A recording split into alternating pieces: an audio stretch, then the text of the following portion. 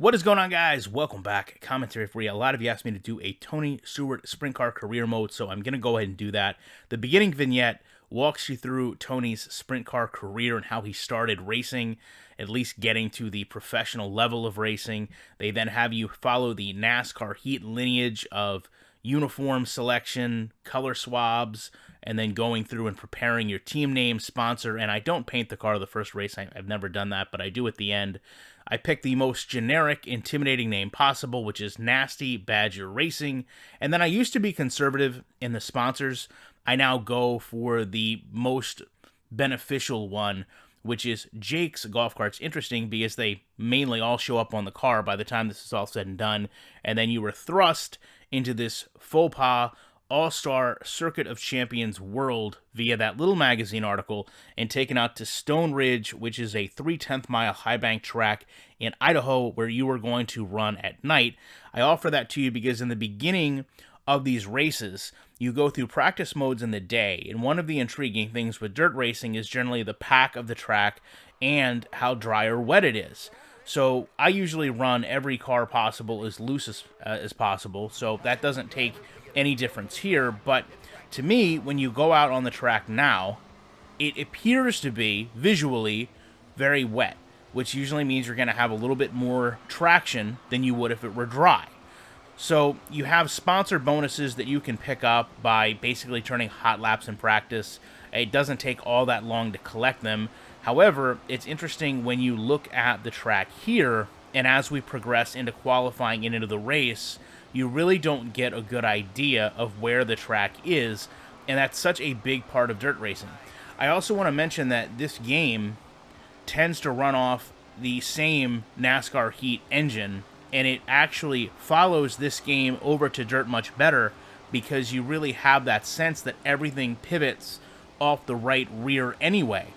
So when you look at setups for NASCAR Heat 4, the way people exploit the game, a lot of it is exploitable because of the weight transfer of the chassis.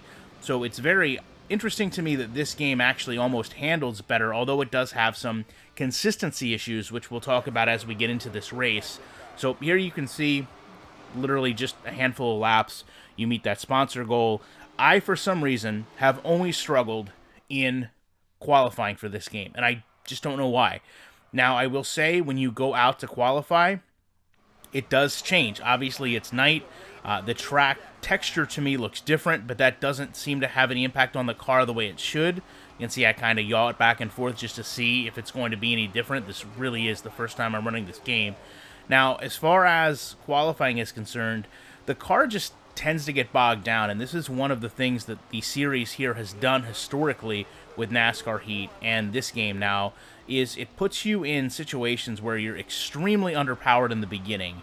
You build your car up to where you're almost overpowered, and they've yet to find a middle ground where it's fun to run mid-pack. Now, this game gets around that a little bit with heat races in stage racing, because you can see now I'll be put back and have to go through a series of heats where in this heat, theoretically I would be one of the faster cars, but as I increase to the main, I'm going to mid-pack myself just by going through process of elimination of these slower cars. And you can see right there, again, I'm going out on a track that should have a lot of traction. This is the first race of the night, and as soon as I go down into the corner, it can't hold the right rear anymore. Now, it's theoretically, you go through, one or two laps, and all of a sudden now it's willing to hold, and there, you can see I just basically completely ruin it and somehow still finish second. So when you talk about difficulty levels, this is a series that I can literally wreck on lap 1 of 2 and not lose any positions.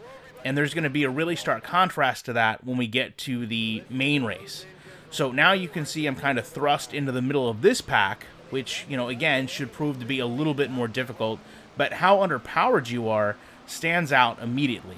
So as I get through the turns, I can do okay, but it's down the straightaways where I just get pulled away from.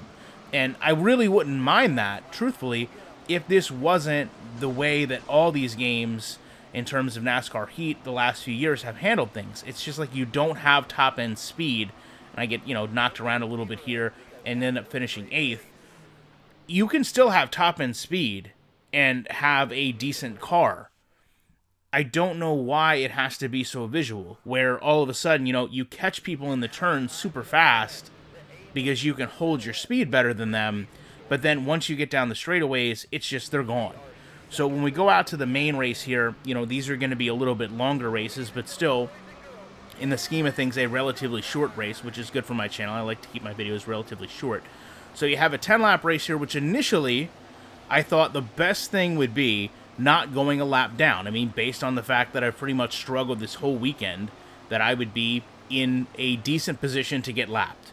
One of the other things that really takes me back is if you look down at the bottom and you look at the track map, it's almost like the track map is mapped to like, this is Bristol in terms of NASCAR heat. They ported it over and they never expanded the line because these circles are just everywhere. And it's impossible really to tell who is where and where your lap cars are versus your lead lap cars. And you're going to see that come into play in a minute because naturally we are going to hit lap traffic. But it's very annoying to watch those yellow dots just fan out so much. I really don't even need a track map on a track that's, 0.3 of a mile. I'll figure out where I am naturally. So it's odd to me that that's there, and that was a really big thing that people wanted in NASCAR Heat 4. So you can see the slow cars here are the slow cars here, and I really thought that I would be one of them.